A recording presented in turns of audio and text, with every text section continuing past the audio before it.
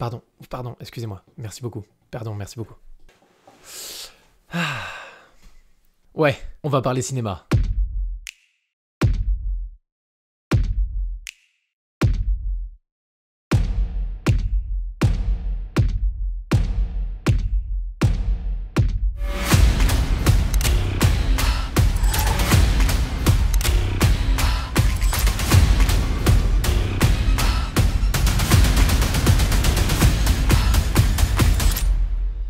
Un jour, Spielberg a dit, des deux côtés de la caméra, nous sommes tous des enfants. Et dans mon enfance, c'est là que tout a commencé. Depuis que je suis tout petit, grâce à mon frère, j'ai constamment baigné dans l'univers du cinéma. À ses côtés, j'ai grandi avec les Harry Potter, le Seigneur des Anneaux et d'autres sagas mythiques que tout le monde connaît aujourd'hui. J'ai honteusement versé ma première larme devant un écran suite à la mort de Bruce Willis dans Armageddon. J'ai vu et revu des films comme Jumper, où le scénario laisse à désirer, mais où quelques scènes bien précises m'ont fait voyager. J'ai même regardé certains films plus d'une dizaine de fois, dans l'espoir de revivre les mêmes émotions que lors de mon premier visionnage. Chose malheureusement impossible, mais qui en fait la beauté du 7e art. J'aime le cinéma, j'aime les films qui te font réfléchir, qui te font rire ou simplement qui te transportent dans un nouvel univers. J'aime analyser le jeu d'acteur, la mise en scène, le choix des couleurs, des lumières et surtout la qualité des effets spéciaux lors de scènes d'action. Les films ont toujours été une source d'inspiration pour la plupart de mes vidéos et je pense en toute honnêteté que ça se ressent dans quelques-unes de mes créations.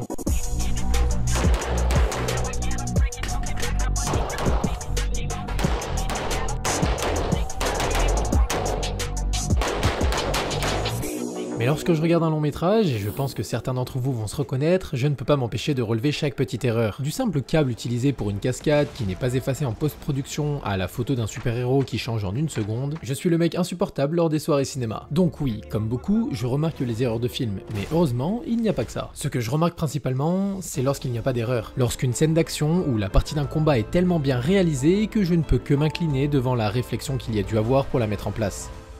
Le réalisme d'une simple scène peut me faire dire si oui ou non le film que j'ai sous les yeux est un bon film. I'm gonna fuck you up.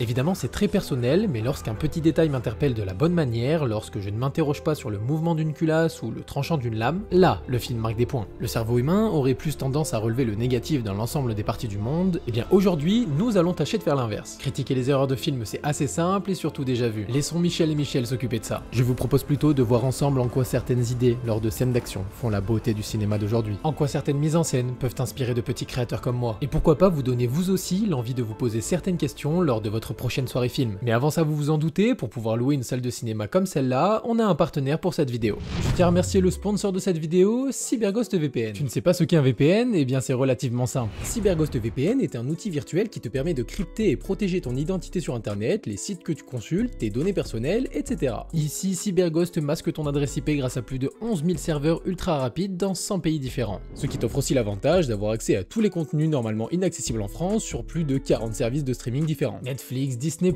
Amazon, et tout ça en connectant jusqu'à 7 appareils sur un seul compte. Et pour info, ça fonctionne avec tous les principaux systèmes d'exploitation comme les téléphones, les smart TV, les ordinateurs ou les consoles de jeux. Je suis pas parano ou quoi que ce soit, hein. J'utilise Google, j'ai Alexa à la maison, mais j'avoue que quand tu fais des vidéos dans le monde du tir, t'as quand même une petite peur de voir certaines de tes images fuiter sans ton consentement. Et vu que je me connecte à pas mal de wifi public avec tous mes déplacements, et ben au moins avec CyberGhost VPN, mes infos elles sont cryptées. Avec CyberGhost VPN, vous pouvez également vous offrir YouTube Premium pour 1,50€ par mois en vous connectant avec une IP argentine, ce qui vous enlève toutes les pubs YouTube. Donc si toi aussi tu veux protéger tes données, fais comme les 38 millions de personnes qui ont choisi le meilleur VPN actuel, qui a pris 5 étoiles sur Trustpilot, en allant simplement cliquer sur le premier lien dans la description. Tu obtiendras 83% de réduction et 4 mois gratuits, ainsi qu'une garantie satisfait ou remboursée pendant 45 jours. Merci à CyberGhost VPN de me soutenir dans mon travail, et bonne vidéo. Commençons donc avec le premier film, qui m'a mis la plus grosse claque en termes de scènes d'action depuis de nombreuses années. Tyler Rake.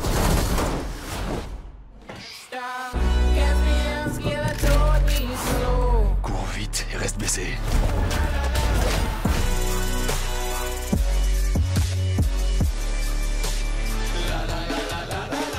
Avec un scénario basique à base de fuite, de rédemption et de super soldats immortels capables d'arracher à main nue un régiment entier, l'idée ici est bien sûr de dupliquer le succès des John Wick. Chose réussie à mon sens. Non seulement il emprunte plusieurs aspects de cette saga incontournable, mais on sent que ce long métrage insuffle à la caméra une belle fluidité durant tout le film.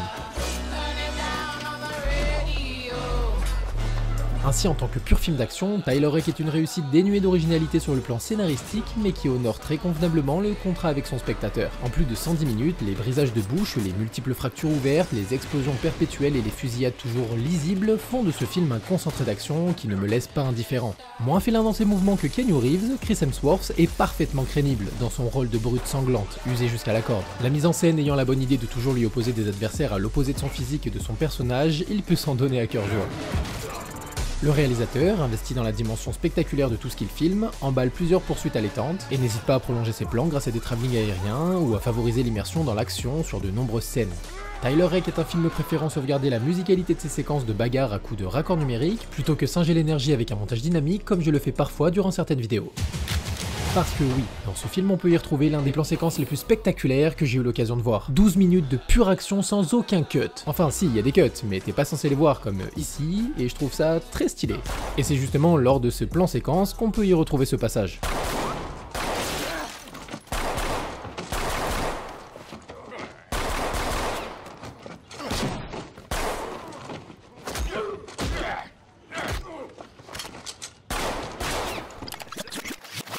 Lors de ce tir, la main de son adversaire placée sur la culasse de l'arme empêche son cyclage. C'est pourquoi Tyler effectue une résolution d'incident à une main sur son gilet. Clac, charge. Et personnellement, je trouve que cette résolution d'incident ajoute un réalisme dingue lors de la scène. Un simple petit détail qui change tout le regard que je porte à ce film. Tyler Rake est donc à la fois archaïque et innovant, mais ce que j'ai finalement apprécié, c'est que le film m'a fait prendre conscience que j'étais prêt à regarder une histoire que j'ai déjà vue des dizaines de fois si on me la montre avec de l'inventivité. Ça n'en fait pas un grand film pour autant, mais il m'aura quand même interpellé visuellement, et pour moi, c'est une très belle chose. Le réalisme des tirs et des impacts de balles opposés à l'immortalité du protagoniste principal en fait l'un des meilleurs films d'action disponibles sur Netflix. Bien évidemment, au vu du succès du premier film, la plateforme s'est engagée sur un deuxième opus qui, fort heureusement, est tout aussi spectaculaire.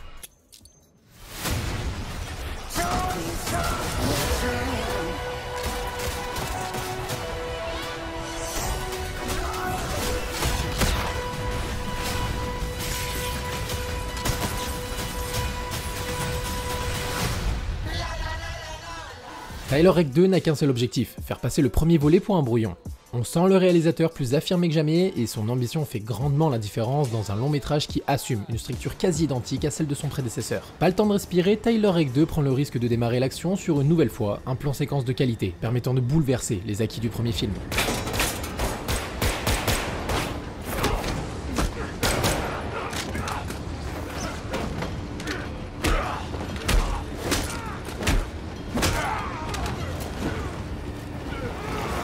Force est de constater qu'on reste sur le cul. En 20 minutes dantesques, la réalisation malmène de toutes les façons possibles le corps affaibli de l'acteur principal, tandis que les élans chorégraphiques brutaux de la scène semblent sans répit.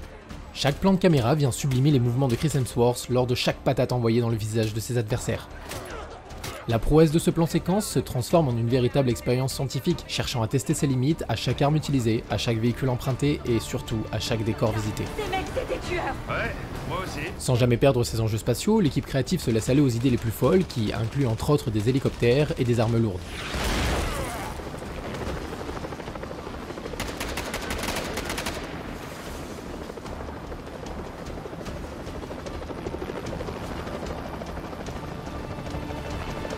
Oh, et pour information, cette scène a été réalisée sans fond vert. Un hélicoptère a donc bien déposé ses acteurs sur un train qui était en mouvement. C'est pas dégueu quand même. Bref, tout ça pour simplement vous mettre en lumière cette petite scène. Enfin, c'est l'un des seuls films respectant un minimum le nombre de décibels lors des tirs sous réducteur de son. Bon, je dis un minimum parce que là quand même tout le monde a un trauma sonore normalement dans la pièce. Mais sur l'ensemble du film, les détonations, la capacité des chargeurs et le pouvoir d'arrêt des ogives restent cohérents. Les rechargements rapides sont effectués avec brutalité et précision comme un soldat surentraîné pourrait le faire durant une mission. Là où dans certains films on y retrouve de nombreux simagrées lors de manipulation d'armes, ici on va à l'efficacité.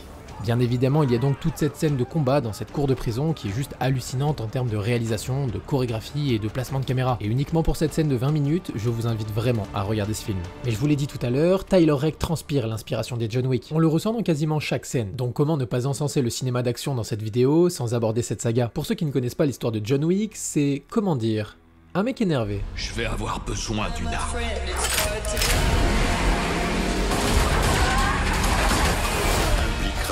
Une exécution.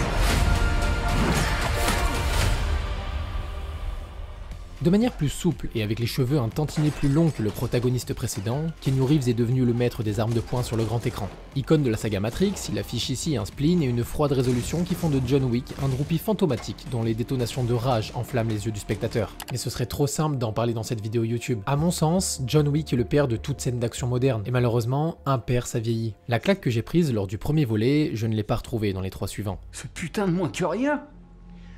Ce putain de moins que rien. C'est John Wick. Et si je veux vous montrer des scènes qui révolutionnent le milieu de l'action au cinéma, ce n'est pas en prenant des films de 2014, aussi époustouflants soient-ils. Donc voyons plus récents et voyons français. J'ai cru comprendre que t'étais pas à mourir. Qu'est-ce que tu dirais de tout effacer? Une nouvelle vie, une nouvelle identité.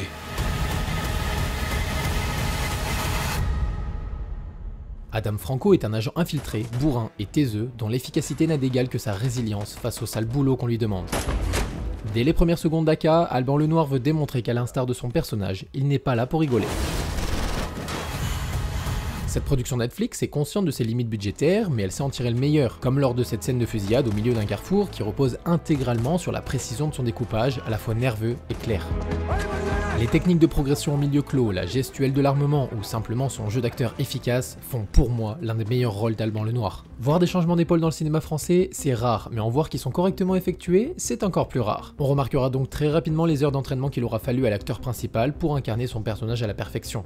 Avec une scène finale digne d'un John Wick, Aka est probablement l'un des meilleurs films d'action que j'ai pu voir durant l'année 2023. Et j'espère sincèrement en voir un deuxième durant les prochaines années. Parce que oui, en France, on n'a pas que de la comédie. En France, on peut mettre une longueur d'avance à de nombreux films américains. Et si vous ne me croyez pas, on va parler de Farang.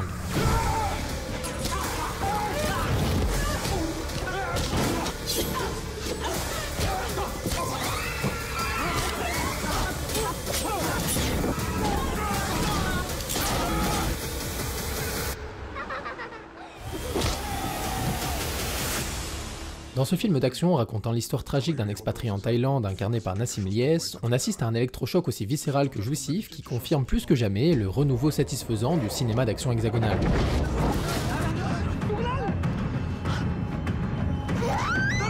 Devant mon écran, je n'ai pas pu m'empêcher de dire une bonne dizaine de fois « Putain, pour un film français, c'est une dinguerie !» Le réalisateur maîtrise merveilleusement bien cette gradation vers l'ultra-violence durant tout le film. Un simple coup de couteau dans une trachée et un mouvement de caméra qui l'accompagne permet de faire littéralement basculer le film dans une autre dimension. Farang nous fait serrer les dents, autant pour la douleur ressentie face aux victimes du courroux du personnage principal que pour la jouissance de cette vengeance tant attendue derrière son écran. Les chorégraphies démentielles, aussi fluides que lisibles, accompagnées par les à-coups de caméra qui s'accordent à cette danse, offrent une scénographie permettant de ressentir la satisfaction viscérale de chaque impact lors des combats. Très clairement, c'est le meilleur film d'action français que j'ai pu voir de toute ma vie. Malgré un scénario que je trouve relativement simple, Farang réussit à transposer la sensation grisante d'un Mortal Kombat à la manière d'une transe inarrêtable qui nous embarque dans son défouloir dans un seul et unique mouvement. Parce que oui, là aussi on y retrouve un magnifique plan séquence qui, au-delà de toute frime, trouve une réelle raison d'être dans ce dernier quart de film. Mais malheureusement, je ne vais pas pouvoir vous le montrer dans son intégralité au vu de la violence de la scène. Il y a quand même un mec qui tranche une gorge avec son propre os. Coincé dans un ascenseur avec plusieurs adversaires, Sam se démène comme un tigre en cage, permettant à la caméra d'encapsuler un chaos organisé d'une intense barbarie jusqu'à ce moment.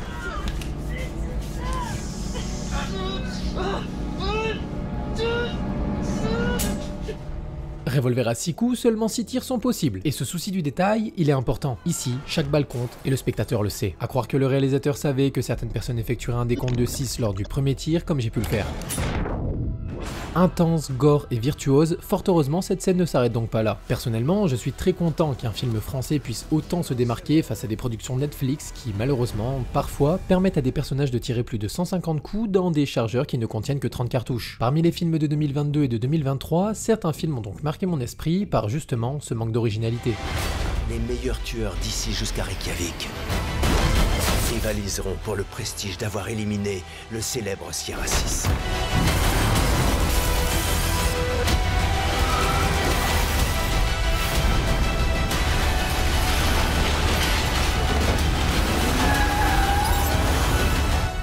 Peut-être pas n'importe qui.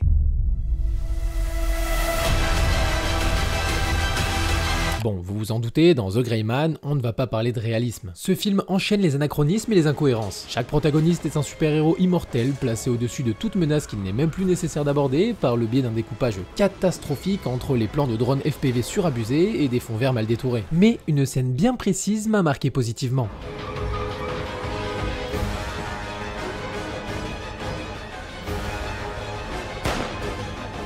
Ouais, c'est tout. Alors certes, c'est pas incroyable, mais on est quand même sur une bonne idée que je trouve assez sympa et qui méritait d'être mise en avant. Bon, ce qui est triste, c'est que c'est un peu la seule idée originale de tout le film. Disons que mon ego en a pris un coup. À l'inverse du film La Méthode Stone, qui est tout aussi naze. C'est parti!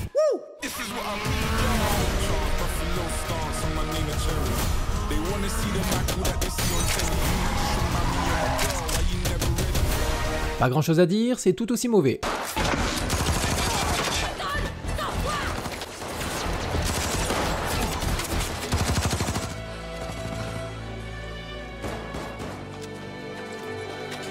Deux choses. La première, c'est que son chargeur à elle, il est infini apparemment. Ce qui est plutôt pratique dans ce genre de scène, il faut le dire. Et deuxième chose, ça.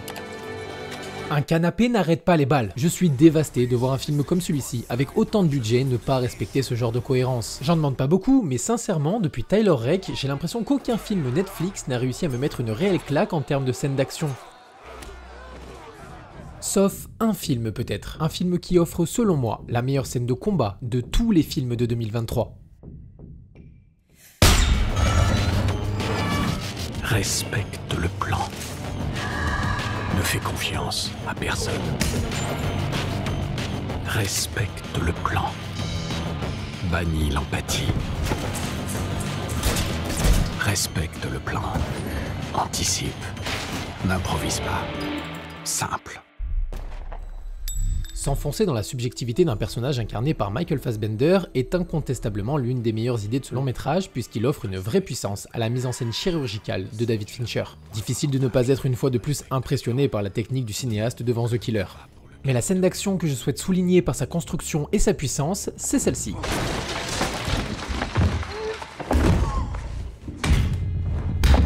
On y retrouve une fusion entre la caméra et les personnages dans une incroyable scène de combat.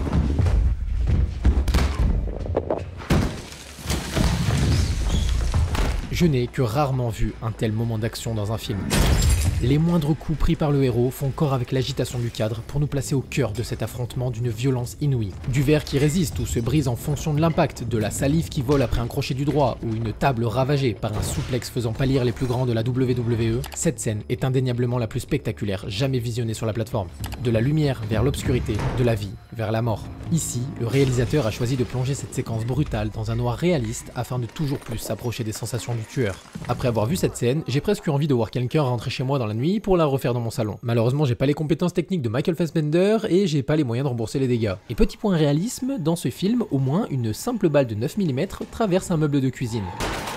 Ouais, là j'ai l'impression que c'est un peu réfléchi au moins. Parce que oui, dans le cinéma, il faut avoir une réflexion, que l'on soit réalisateur, scénariste ou simple spectateur comme nous. Réfléchir pendant ou après un visionnage est une bonne chose pour faire évoluer ce qui nous inspire ou non. Et moi, le cinéma d'action m'inspire, enfin le cinéma tout court m'inspire. Je n'aurais jamais réalisé mes run and gun, focus ou toutes ces introductions dynamiques mélangeant des phases de tir et de déplacement si je n'avais pas été inspiré toutes ces années par le cinéma. Même les premiers films que je suis allé voir en étant jeune, alors que certains sont très mauvais, eh bien je ne peux m'efforcer d'avoir de la compassion pour eux, si ces derniers m'ont inspiré ne serait-ce qu'un peu. Donc merci au cinéma de m'émerveiller, de me faire pleurer, de me faire rire, mais surtout de me guider dans ce monde de la création qui m'anime tous les jours. C'était Clem.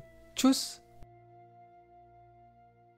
Avant de finir cette vidéo, je tiens à remercier CyberGhostVPN qui me permet de réaliser ce genre de création. Je vous rappelle que le lien est en description. C'est totalement sans risque, alors n'hésitez pas à y jeter un coup d'œil si vous êtes à la recherche d'un excellent VPN à un prix incroyable. Ça protégera vos données pendant que vous naviguez et vous donnera un accès complet à tous les contenus bloqués sur internet pour 2 € et 3 centimes seulement par mois. Oh, et ça soutient la chaîne. Bref, à plus!